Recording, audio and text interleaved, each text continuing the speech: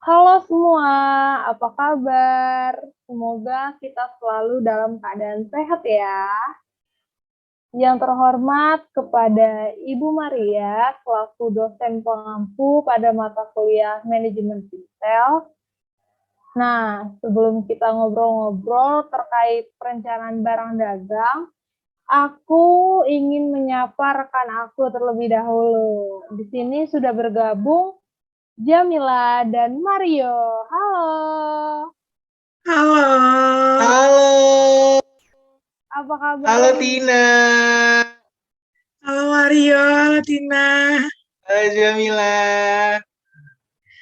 Apa kabar nih teman-teman? Kabar aku sih baik ya.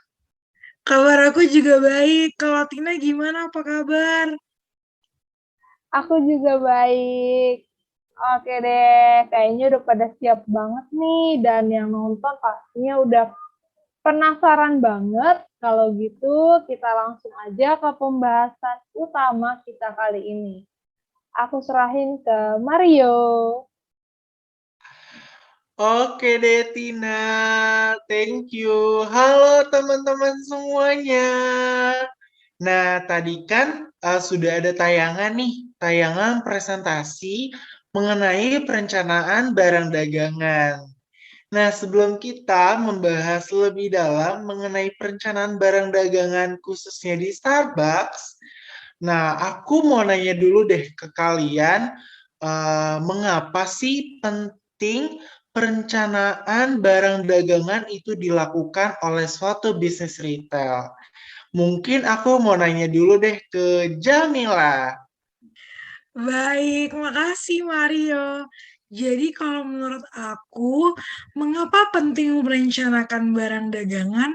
Karena keuntungan dari perputaran modal yang cepat, yaitu dapat meningkatkan volume penjualan, resiko yang rendah terhadap turunnya nilai merek, dan penurunan biaya operasional.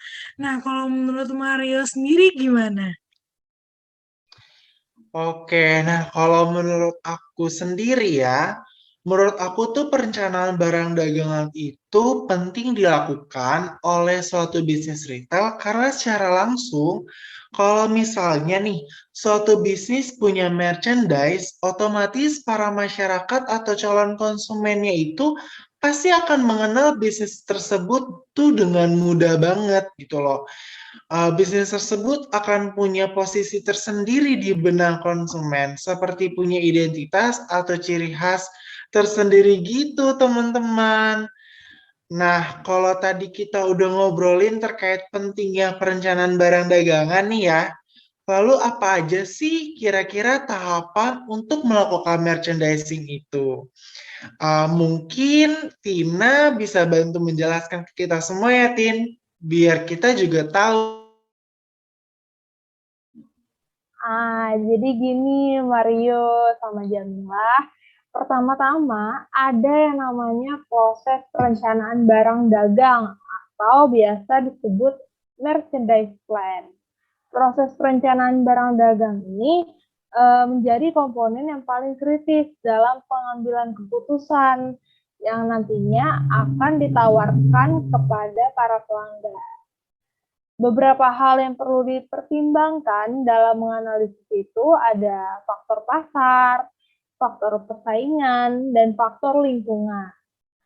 Nah, yang perlu dianalisis itu lumayan banyak nih. Ada pasar, pesaing, konsumen, terus juga kita harus memperhatikan siapa yang harus melaksanakan, di mana, kapan, dan bagaimana akan melaksanakannya.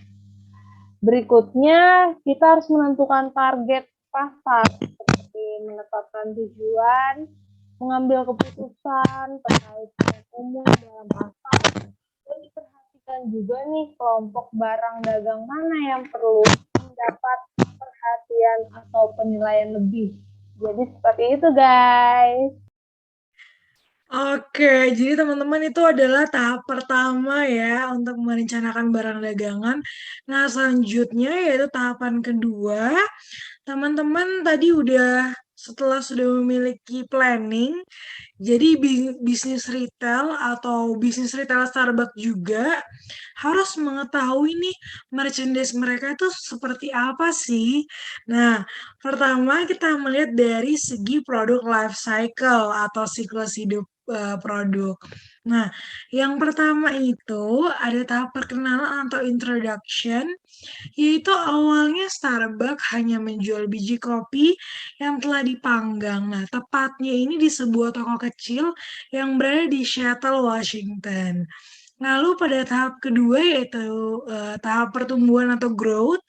Pada tahap ini Starbucks berekspansi dengan cepat yaitu membuka 17 toko Starbucks di kota lain di Amerika Serikat. Nah, seiring berkembangnya waktu, Starbucks juga membuka toko di airport dan di negara bagian California. Nah, setelah itu Starbucks menetapkan menu produknya. Nah, jadi menu pokoknya ini itu di setiap gerai, dimanapun gerai Starbucks itu ada, pasti menu ini sudah pasti ada ya teman-teman ya.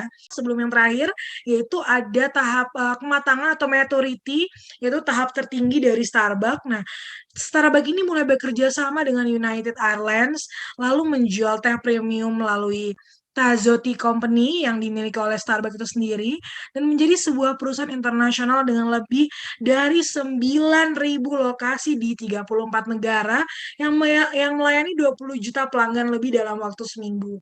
Nah, member Starbucks itu adalah salah satu contoh nyatanya. Nah, untuk yang terakhir yaitu tahap penurunan. Nah, pada saat Starbucks itu sebelum mereka berjualan minuman siap saji, nah Starbucks ini mengalami kekalahan dalam inovasi produk yang awalnya hanya menjual biji kopi, tetapi akhirnya pemilik Starbucks ini berusaha menjual sahamnya pada investor. Nah, dan meyakinkan bahwa Starbucks memiliki kesempatan berkembang lebih besar seperti sekarang yang mana dengan dana investor tersebut, Scholz atau pemilik Starbucks ini mengubah produknya menjadi minuman siap saji, lalu mengubah tampilan Starbucks seperti saat sekarang dan membuat merchandise ciri khas Starbucks seperti aksesoris, mesin, ringware atau tumbler dan mug. Lalu ada pun variasi minuman Starbucks di beberapa negara. Ciri khas di negara tersebut yaitu di Jepang seperti ada Sakura Blossom cream latte, lalu di Amerika Latin ada churro frappuccino, dan yang terakhir di Korea Selatan ada lemon ginger fizio. Jadi gitu guys untuk merchandise Starbucks itu sendiri. Nah, selanjutnya ada tahapan apa sih? Boleh dijelaskan langsung? Oke, nah kalau tadi teman-teman dengar ada proses merchandise plan dan ada merchandise. Nah, yang terakhir ini adalah sales forecasting atau ramalan penjualan. Jadi teman-teman, dua tahapan tadi yang dijelaskan itu nggak mungkin bisa dilakukan kalau nggak ada yang namanya forecasting atau peramalan penjualan. Nah, jadi di tahapan ini, Starbucks dan bisnis retail lainnya perlu untuk melakukan prediksi penjualan agar produknya memperkirakan produknya tadi berapa sih jumlah atau target penjualan yang mungkin terjadi di tahun yang akan datang, teman-teman. Dan hal ini bisa dilakukan dengan melihat data-data penjualan di tahun-tahun sebelumnya ataupun data-data eksternal perusahaan. Nah, kalau contohnya itu seperti Starbucks yang melakukan forecasting atau ramalan penjualan dengan melihat pertumbuhan ekonomi masyarakatnya dan peningkatan dalam belanja konsumen, guys. Nah, Starbucks memperkirakan bahwa permintaan akan produk-produknya mengalami peningkatan selama 5-10 tahun mendatang. Sehingga perusahaan PT MAP atau Mitra Adi Perkasa sebagai operator brand Starbucks di Indonesia berencana akan membuka 60 gerai Starbucks setiap tahunnya dimulai dari tahun 2018, guys. Banyak banget kan?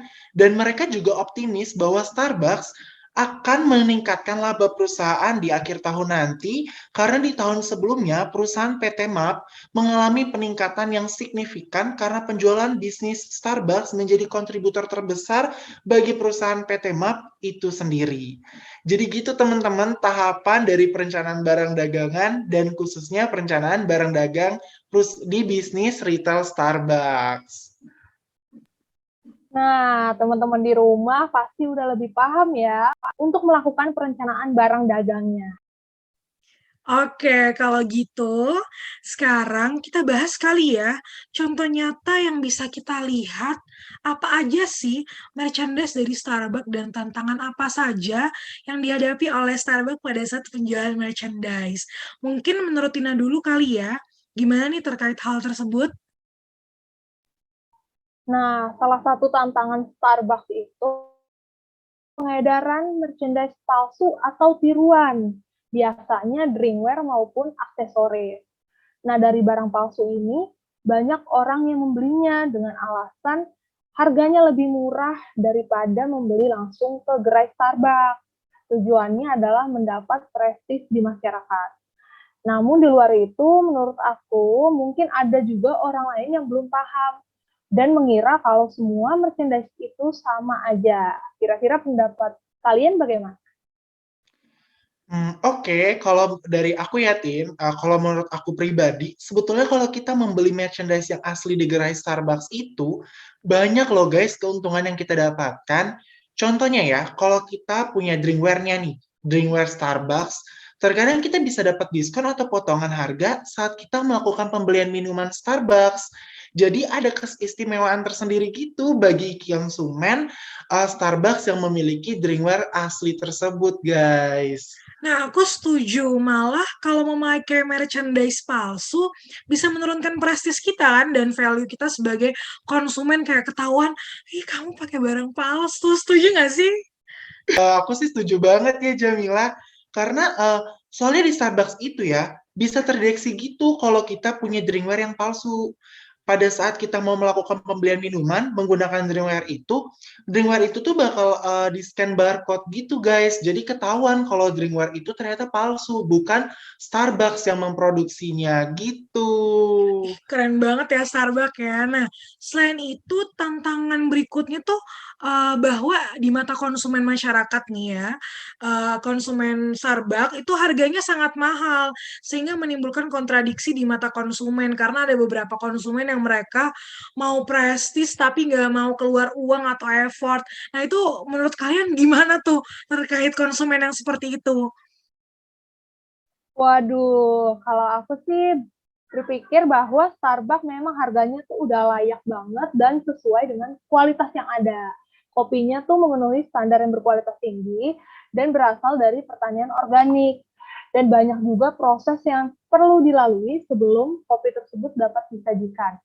Dengan begitu, untuk memenuhi tanggung jawab sebagai bisnis yang berkualitas dan memiliki prestis tinggi, kalau dari aku pribadi sih, Starbucks telah berhasil melakukannya.